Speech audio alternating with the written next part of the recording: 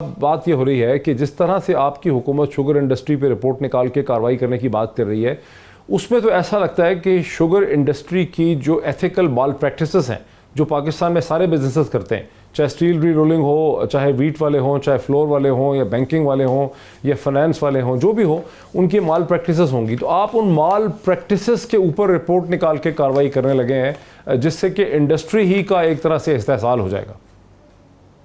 देखिए, बात यह है कि पाकिस्तान में आप उस माहौल को देखिए जिसमें इमरान खान की इमरजेंस हुई और पीटीआई की इमरजेंस हुई। ये जो आपने इंडस्ट्रियल कैप्चर की बात की, या जिस तरीके से आप एक पूरी एक्सप्लॉयटेशन का एक पूरी हम देखते हैं सीरीज जो रिपोर्ट में सामने आई, ये पाकिस्तान में तमाम इंडस्ट्रीज जो हैं उनमें ये एक हो रहा। और जो सबसे गरीब आदमी है वो उसमें सबसे ज़्यादा इफेक्ट होता है। अगर गाड़ियां बनाने वाले हैं तो वो कंज्यूमर जो है वो उनका बेड़ा गर्क हो रहा है, अगर सीमेंट वाले हैं वो उनका हो रहा है, सो टेक्सटाइल वाले हैं उनका एक हो रहा है, और जो पीएसएमए का या शुगर मिल एसोसिएशन का है तो वो एक हो रहा है। अब इसमें इशू ये है कि ये जो तमाम ये क्यों चल रहा था और कोई इसका नोटिस नहीं ले रहा था, क्योंकि इमरजेंस ऑफ इमरान खान से पहले करप्शन तो पाकिस्तान में इशू ही खत्म हो गया था। लोग तो जो पीएमएलएन के बड़े बड़े जयद लोग जो हैं वो तो ये कहते थे कि खाता है तो लगाता भी तो है ना। और इसी तरह से पीपल्स पार्टी के हमारे एक कयूम जतोई साहब थे, मिनिस्टर थे, उन्होंने कहा हमारा तो हक है करप्शन, ये तो कोई बात ही नहीं है कि ये सिर्फ यही करते रहे, हम करें ही ना। ये माहौल था जिसमें पीटीआई की और इमरान खान की इमरजेंस हुई। अब उसके बाद आकर के ये जो सारा एक इंडस्ट्रियल कैप्चर था जो इस रिपोर्ट में जिस तरीके से हमारे सामने आया है, और बाकी इससे पहले वीट की रिपोर्ट में हमारे सामने आया है, ये देखिए इसमें तो कोई, चाहे राणा साहब जो मर्जी कहें, जो मर्जी कहे, 100% जो ये हो रहा है वो ऐसे ही है जो हमारे सामने आया है। अब अगला सवाल कि उसकी कीमत क्यों नहीं कम हुई, ये बात हमने भी कैबिनेट में की है कि अब ये आया है, इसकी कीमत कम होनी चाहिए, आटे की कीमत जो है वो कम होनी चाहिए, प्रैक्टिकल जो आगे इसके होंगे। और दूसरी इसमें एक और बड़ा प्रॉब्लम यह है कि जो सिविल हमारे महकमे हैं, जिस तरीके से उनमें पॉलिटिकल भर्तियां हुई हैं, जिस तरीके से उनको मिसयूज किया गया है, आप देखिए ना, अब ये जो आपकी वीट रिपोर्ट आई है, या ये जो आपकी पीएसएमए का या शुगर मिल की शुगर वालों की रिपोर्ट आई है, 8-10 इदारे हैं, इनमें से अगर एक इदारा भी फंक्शनल होता तो ये सारा नहीं हो सकता था। लेकिन चाहे स्टेट बैंक हो, चाहे एफबीआर हो, चाहे आपका शुगर केन कमिश्नर हो, चाहे प्रोविंशियल गवर्नमेंट के महकमे हो, चाहे वफाक के महकमे हो, सब ने एक जाने दिया कि रूटीन है, हो ही रहा है, कैसे इसको क्या करें। तो ये जो एक्चुअली जो इमरान खान का है वो, लेकिन फवाद साहब अब प्रॉब्लम तो ये है ना कि फवाद साहब प्रॉब्लम अब ये है, आपके सामने चैलेंज ये है कि आपकी हुकूमत के 2 बरस होने को हैं, जहां आपने करप्शन के खिलाफ आवाज़ उठाने का जहाद करने की बात की थी, वहां आपने ये भी कहा था कि आप 10 मिलियन लोगों को, यानी 1 करोड़ लोगों की जॉब्स पैदा करेगी। ये हुकूमत 5 मिलियन घर बनाने थे, एक इकॉनमी को बूस्ट देना था, स्टील मिल्स को बगैर प्राइवेटाइज़ किए भी, इसे कहते हैं, ऐसी मैनेजमेंट टीम लानी थी। लेकिन कोई भी चीज़ उस किस्म की जो है वो नहीं हुई। एक्सपैट्रिएट से बहुत पैसे भी लाने थे, कोई भी चीज़ नहीं हुई। तो अब आप 2 बरस के बाद अगर इसके पीछे जाएंगे, सपोज एक इंडस्ट्री को टारगेट करेंगे, तो इससे तो और ही मनफी किस्म के नताइज निकलेंगे। पॉजिटिव नताइज क्या निकलेंगे इससे? देखिए, ये बात आपकी इसमें फ्रेंकली वजन है, और लोगों की जो एक्सपेक्टेशंस हैं पीटीआई से, प्राइम मिनिस्टर से, वो बहुत ज़्यादा है उससे जो हमने अभी तक किया। और इसलिए एक्सपेक्टेशंस हैं कि अगर मुल्क में किसी से कोई उम्मीद आप रख सकते हैं तो वो है ही इमरान खान। अगर आप मुल्क में कोई रिफॉर्म की बात कर सकते हैं वो है ही पीटीआई, क्योंकि बाकी पार्टीज का तो ना ये इशू है, ना उन्होंने करना है। आप देखिए ना, पीएमएलएन की तो सारी पॉलिटिक्स एक नुक्ते के ऊपर है कि किस तरीके से हमने अपना इक़्तिदार अगली जनरेशन को जो है वो पास ऑन करना है। इसी तरह से जो पीपल्स पार्टी है उनका ये है कि हमने बिलावल साहब को करना है, और तो कोई नहीं, और तो कोई लेकिन आप तो चाहते ना कि ये ना हो। अगर आप परफॉर्म नहीं करेंगे, अगर आपके पास रिजल्ट्स नहीं होंगे, तो पीएमएलएन का ये ख्वाब तो फिर पूरा हो जाएगा।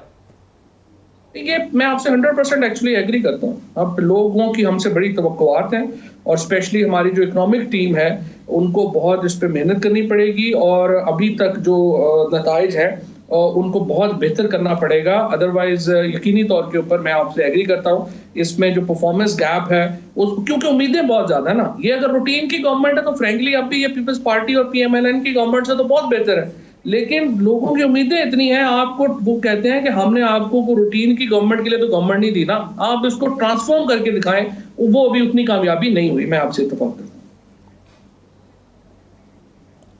राणा साहब, ये तो फिर बात वो ये बुनियादी तौर पे ये कह रहे हैं, अगर सम अप करें, कि चूंकि उनसे उम्मीदें लोगों को बहुत ज़्यादा हैं, आपसे कोई उम्मीद ही नहीं थी लोगों को, और आप लोग तो सिर्फ ऐसे कहते हैं ख़ानदानी इक़्तिदार के चक्कर में ही रहे हैं, परफॉर्मेंस ओरिएंटेड नहीं थे। ये चूंकि कुछ करके दिखाना चाहते हैं, इसलिए इनके रास्ते में मसाइल जो हैं वो बहुत ज़्यादा हैं। चलें, वो तो इनका एक सियासी मौक़िफ़ है, मैं उस बहस में नहीं पड़ता।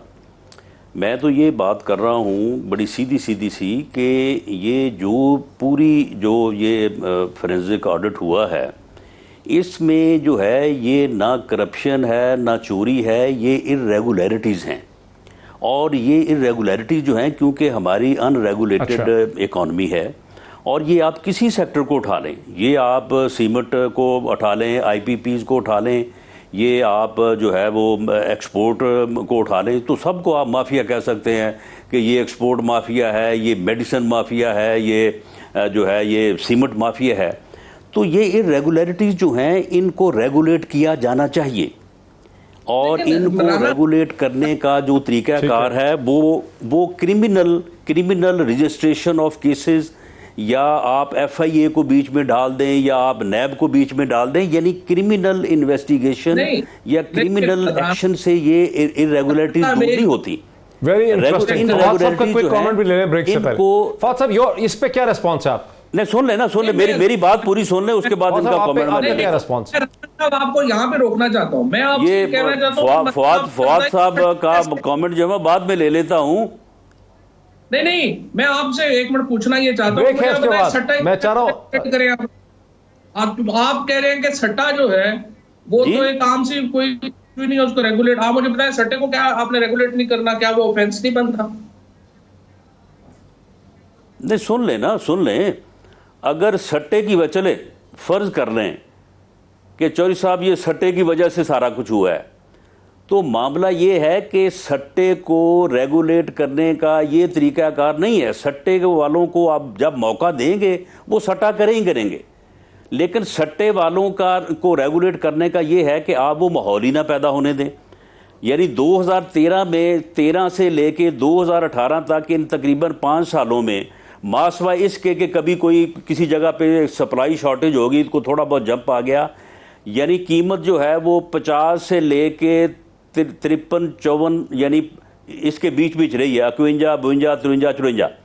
तो बात ये कि वहां भी उस वक्त सट्टे वाले इन 5 सालों में नहीं थे, इन 5 सालों में ये इर्रेगुलरिटीज नहीं थी, इन 5 सालों में ये मेल प्रैक्टिस नहीं थी। मामला ये है कि वो फैसला, राणा साहब, एक दफा 70-72 में भी चली गई थी, मुझे ब्रेक, वो गलत हुआ, मुझे ब्रेक लेने दीजिए, वो पॉलिटिकली मुझे ब्रेक लेने दीजिए, दोनों मेरे साथ हैं, मुझे ब्रेक लेने दीजिए। और होता यह है कि ऑपोजिशन किसी नुक्ते पे एग्री नहीं करते और डिस्कशन बड़ी ब्लैक एंड व्हाइट होती है, लेकिन यहाँ डिस्कशन इसलिए पेचीदा है कि दोनों तरफैन जो है PTI और PMLN कुछ ना कुछ नुक्तों पर एग्री भी कर रहे हैं, लेकिन फिर वे फॉरवर्ड क्या होना चाहिए हुकूमत के लिए, सोल्यूशन क्या होना चाहिए इशूज़ को डील करने के लिए, इस पर मजीद बात करते हैं आफ्टर द ब्रेक। नाज़रीन, वेलकम बैक। नाज़रीन, सबसे पहले तो हमें ये मानना पड़ेगा कि इस वक्त हमारे साथ जो गेस्ट हैं, एक तहरीक इंसाफ के रहनुमा जनाब फवाद चौधरी साहब और PMLN के रहनुमा जनाब राणा सनाउल्लाह साहब, वो महज एक रवायती टेलीविज़न डिस्कशन के तौर पे डिसएग्री नहीं कर रहे हर चीज़ पे, बल्कि वो एग्री भी कर रहे हैं और डिसएग्री भी कर रहे हैं, और यूँ इस डिस्कशन के अंदर एक ख़ास किस्म की डेप्थ है जिसमें हम सोल्यूशन जो हैं वो ढूंढ सकते हैं। राणा साहब, एक सवाल आता है कि 28 मई को जो फोरेंसिक रिपोर्ट का डिस्क्लोजर आया शहजाद अकबर का,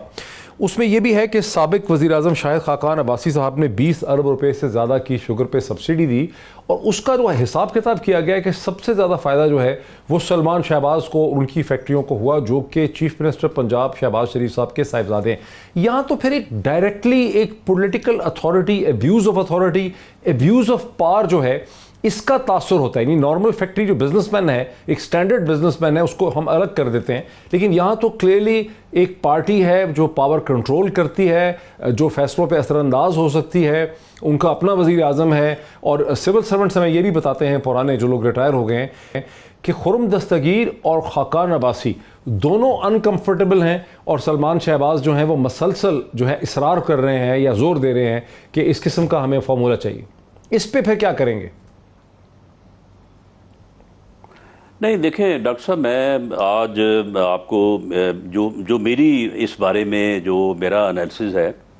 कि देखें ये सब्सिडी जो है ना, ये चाहे 2 अरब की हो और चाहे ये हो 20 अरब की, मामला ये है कि जब एक पॉलिसी बनी उसे कैबिनेट ने अप्रूव कर दिया और थ्रू लॉ ये इन्फोर्स हो गई, तो उसके बाद जो है ना इसमें इस तरह से किसी के ऊपर भी आप जो है वो इल्ज़ाम या किसी को भी जो है वो आप जवाबदेह नहीं ठहरा सकते।